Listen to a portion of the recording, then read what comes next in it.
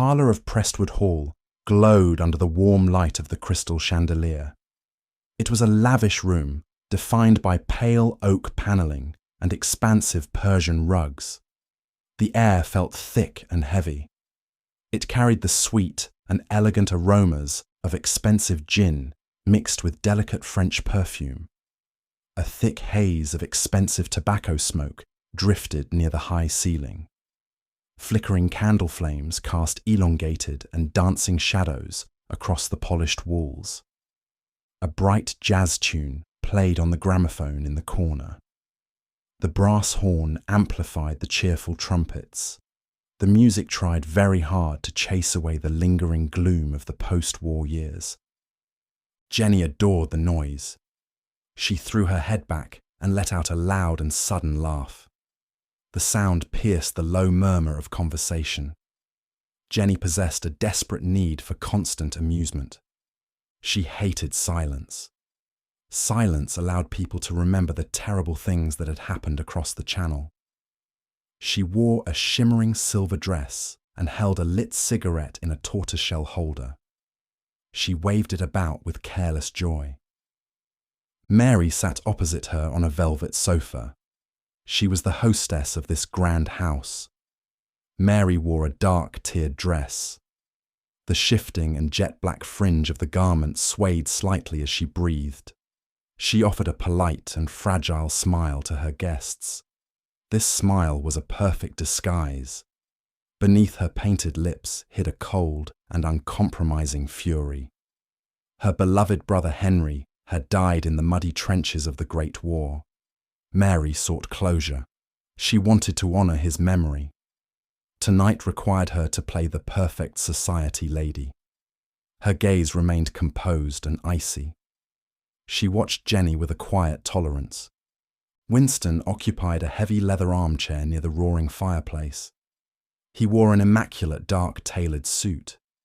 The fabric caught the firelight beautifully. Winston was known to everyone as a survivor and a war hero. This was a heavy lie. He carried a deep and seated cowardice inside his chest. He desperately relied on superficial civility to keep his crushing guilt hidden from the world. His right hand held a tumbler of gin. His nervous and twitching fingers constantly tapped against the side of the crystal glass. The rhythmic clinking sound betrayed his internal panic. Jenny suddenly sprang up from her seat. She walked over to an oak cabinet and pulled out a large flat object. She carried it to the low table. It was a mahogany spirit board. The wood was polished and gleaming. Letters and numbers were painted on the surface in neat gold script. A small wooden planchette shaped like a heart rested on top. She handled the occult item with a complete lack of respect. She slapped the board down onto the table. The sudden noise made Winston jump slightly in his chair. "We must try something thrilling tonight," Jenny announced to the room. Her voice was bright and thoughtless. "I bought this wonderful little game in London. They say you can speak to the other side. It is merely a bit of fun. Who wants to join me?" Mary stared at the board. The heavy scent of gin and perfume seemed to turn sour in her mouth. She did not like the idea of treating the dead as a parlour game. Still, her strict upbringing demanded polite compliance. She nodded her head gracefully and leaned forward. The black fringe of her dress settled around her knees. Winston gripped his crystal glass tightly. The knuckles on his hand turned completely white. He wanted to leave the room. He wanted to run out of the heavy oak door and escape into the cold night. His false reputation chained him to the chair. A hero would not run away from a silly piece of wood. "Are you quite sure this is a good idea?" Winston asked. He forced a tight and unconvincing smile onto his face. "It seems a rather morbid amusement for such a lovely evening." "Oh, Winston, do not be so terribly dull," Jenny replied. She placed her fingertips lightly on the wooden planchette. "You faced the German army. Surely you are not afraid of a mahogany board." Winston swallowed hard. The tapping of his fingers against the glass grew faster. He placed his drink on a side table and leaned forward to join the women. The sweet aroma of the parlour suddenly felt suffocating. The mahogany board sat between them like a silent threat. Jenny rested her pale fingertips lightly on the wooden planchette. She looked around the small circle with wide and gleaming eyes. Her silver dress rustled loudly as she leaned closer to the low table. Mary mirrored her action exactly. The hostess placed her own hands gently on the smooth wood. The shifting black fringe of her tiered dress draped elegantly over her knees. Winston hesitated. His chest felt incredibly tight. He eventually placed 2 trembling fingers on the edge of the heart-shaped marker. His immaculate dark suit suddenly felt like a heavy cage.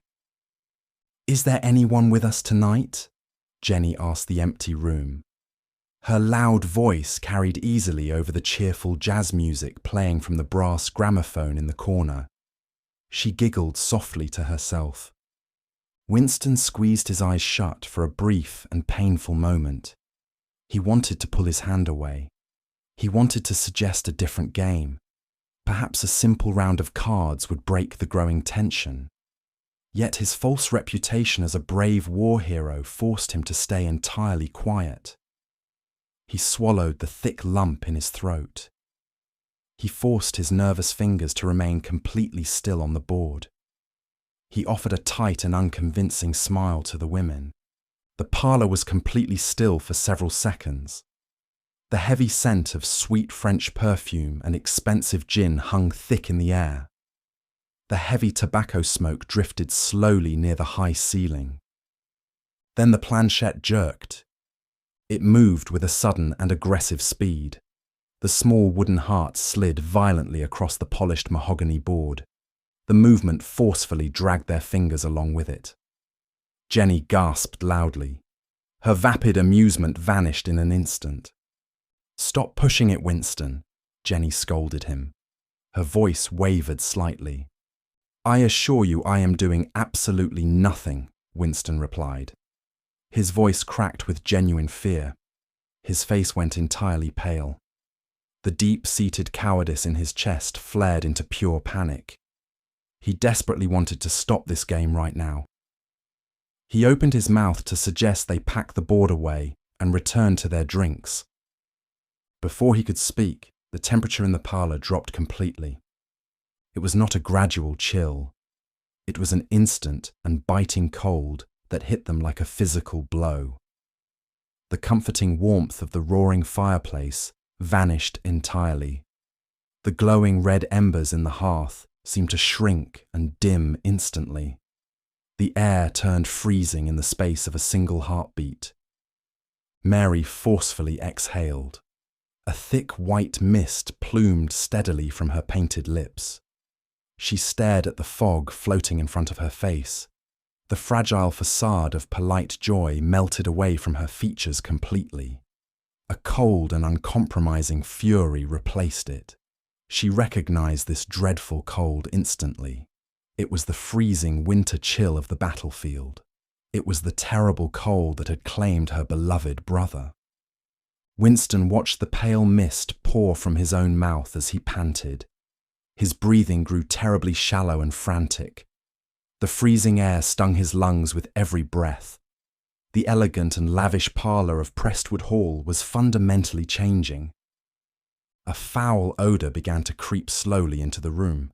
It seeped steadily through the small gaps in the pale oak panelling. It was a horrid and suffocating stench. It smelled strongly of stagnant trench water mixed with decaying earth and burnt cordite. It completely overpowered the sweet aromas of gin and perfume. The horrid smell clung heavily to the pristine Persian rugs. It stained the expensive velvet upholstery. "What on earth is that awful smell?" Jenny complained bitterly. She wrinkled her nose in deep disgust. She immediately released her hold on the planchette and pulled her hands away from the table. The wooden heart did not stop moving. It darted wildly under the remaining fingers of Mary and Winston. The planchette shot across the board to rest firmly on a painted gold letter. Then it moved again. It moved with purposeful and terrifying speed. It spelled out a single heavy word. H. E. N. R. Y. Henry. Mary let out a very sharp breath. The white mist swirled violently around her composed face. Her icy stare locked fiercely onto the mahogany board. The name of her dead brother seemed to burn deeply into her mind. She did not remove her hands. She deeply wanted to understand the message. She demanded closure. Winston forcefully snatched his hand back. He stumbled backwards and fell into his heavy leather armchair. His twitching fingers grabbed the armrests in absolute terror. The foul smell of the muddy trenches filled his nose and choked his dry throat. The terrible truth he had buried for so long was finally clawing its way into the light. The terrible freezing air continued to pour from the mahogany board. Mary kept her hands pressed firmly against the polished wood. She ignored the bitter cold that was stinging her bare fingers. She stared intensely at the golden letters spelling her brother's name. The shifting black fringe of her tiered dress hung completely still in the unnatural frost. She desperately wanted to know more. Her cold fury demanded it. She had waited for many years to understand exactly how Henry had died in the thick mud of France. Jenny scrambled backwards across the room until her spine hit the pale oak panelling. Her shimmering silver dress offered absolutely no warmth against the sudden winter chill. She rubbed her bare arms frantically. Her vapid desire for amusement was entirely gone. She whined continuously about the ruined evening and the awful smell clinging to her expensive French perfume. Her complaints were shallow and useless. Winston sat frozen in his heavy leather armchair. He could not bring himself to look at Mary. The deep cowardice inside him screamed at him to stand up and run away. The terrifying truth of his hidden past was finally hunting him down. The sharp stench of stagnant trench water and decaying earth filled the lavish room. It was the exact smell of the dark nightmare he tried to forget every single day. Suddenly the planchette twitched violently under Mary's pale hands. It did not attempt to spell another word. It merely vibrated with an aggressive energy before sliding off the board completely. It clattered loudly onto the wooden floorboards and lay still. The angry spirit had abandoned the silly parlour game. It required a much larger stage. A dreadful noise began to echo from the grand hallway outside the heavy oak door. The cheerful jazz music on the brass gramophone seemed to fade away into total silence. The only sound left in the world was a slow and rhythmic pacing. Squelch, squelch, squelch. It was the heavy and wet sound of combat boots sinking deeply into thick mud. Yet the hallway floor outside was made of dry and polished stone. The phantom footsteps moved steadily closer to the closed parlour door. Winston felt a terrible and invisible weight press down heavily upon his chest. He gasped loudly for air. His immaculate dark tailored suit suddenly felt far too tight around his throat. He clawed at his collar with nervous and twitching fingers. He could barely breathe under the crushing pressure of the unseen presence.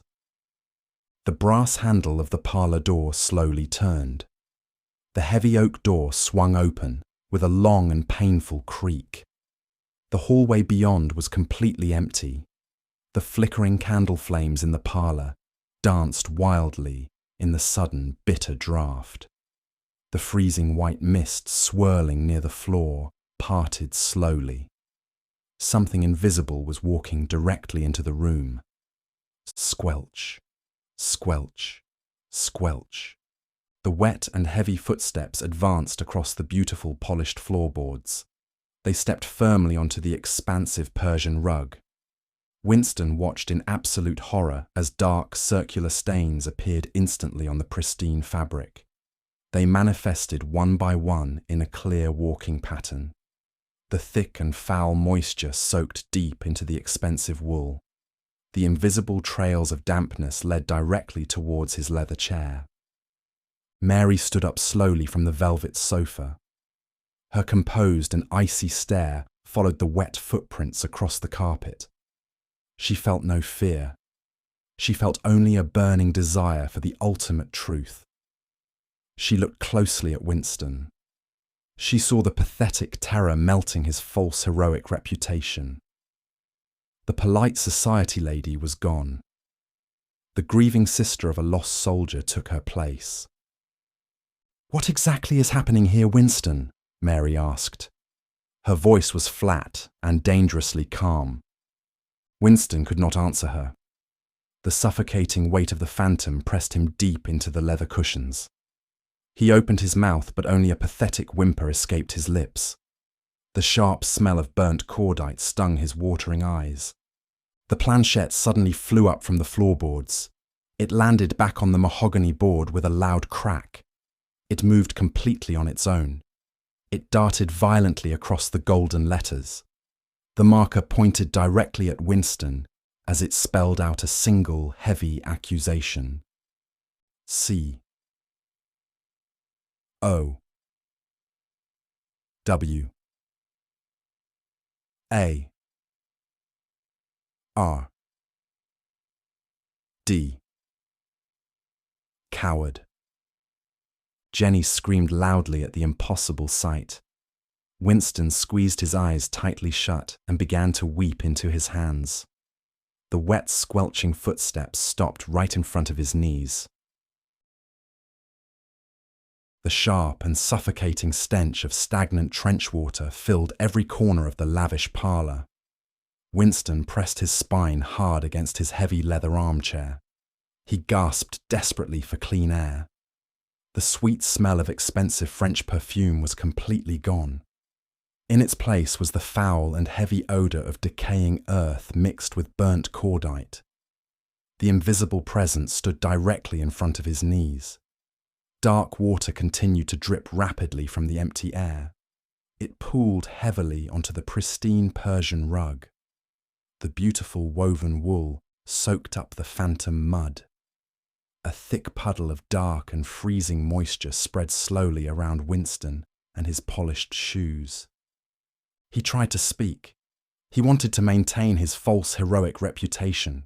He needed to tell Mary that the spirit board was merely playing a cruel trick. However, the deep-seated cowardice inside his chest paralyzed his vocal cords. He could only stare at the spreading wet stain on the floorboards. Suddenly, a brutal and invisible pressure seized Winston right by the throat. Two phantom hands clamped down hard on his neck. The grip was freezing and wet. Winston choked loudly. His eyes bulged in absolute terror.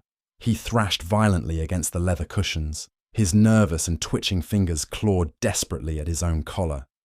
He tried to peel the unseen fingers away from his windpipe.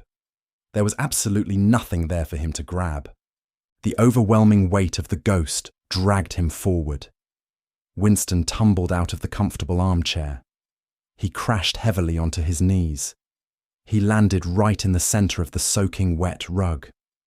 The freezing, muddy water splashed against his trousers. It ruined his immaculate, dark, tailored suit instantly. The biting cold of the phantom trench seeped right through the expensive fabric. He was forced to bow his head towards the sodden carpet. Jenny covered her face with her pale hands. She pressed her back firmly against the pale oak panelling and sobbed. Her shimmering silver dress shook with every terrified breath. She cared nothing for Winston or his suffering. Her vapid mind was entirely consumed by her own fear. She just wanted the horrible nightmare to end so she could return to her comfortable life. Mary did not move away. The hostess stood exceptionally tall in the freezing room. The shifting and jet-black fringe of her tiered dress hung perfectly still. The white mist of her breath plumed steadily into the bitter air. She looked down at the pathetic man gasping on her ruined carpet. Her face held a cold and uncompromising fury. She finally saw the true Winston. The polite society gentleman was entirely gone. Only a terrified liar remained. "Tell me the truth," Mary commanded. Her voice sliced clearly through the sounds of Winston choking. "Tell me exactly what you did to my brother Henry." Winston wheezed loudly. The invisible hands loosened their grip just enough to let him pull a ragged breath into his burning lungs. The suffocating smell of the muddy battlefield completely overwhelmed his senses. The heavy weight pressed down harder on his shoulders. It demanded a full confession. His cultured veneer cracked and shattered into 1,000 pieces. "I left him!" Winston screamed into the wet carpet. Heavy tears poured down his pale cheeks and mixed with the phantom trench water. "I left him behind in the dark." The absolute truth poured out of his mouth. He wept bitterly as he spoke. He confessed everything to the freezing room. He told Mary about the deafening artillery shells and the blinding flashes of light.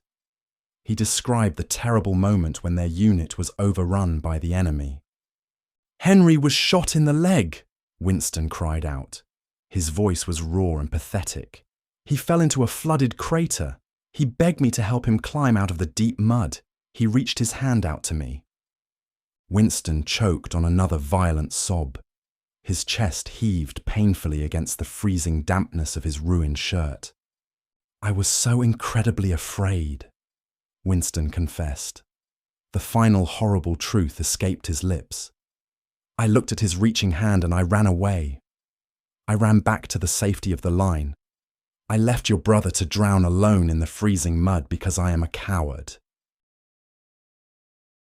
The terrible confession hung heavily in the freezing air of the parlour. Winston collapsed completely onto the ruined Persian rug. The invisible weight vanished from his neck and shoulders in an absolute instant. The phantom hands released their suffocating grip. He gasped greedily for breath. The sharp and biting cold began to recede slowly from the room. The thick white mist faded gradually from the air. Yet the dreadful evidence of the ghostly visitor remained.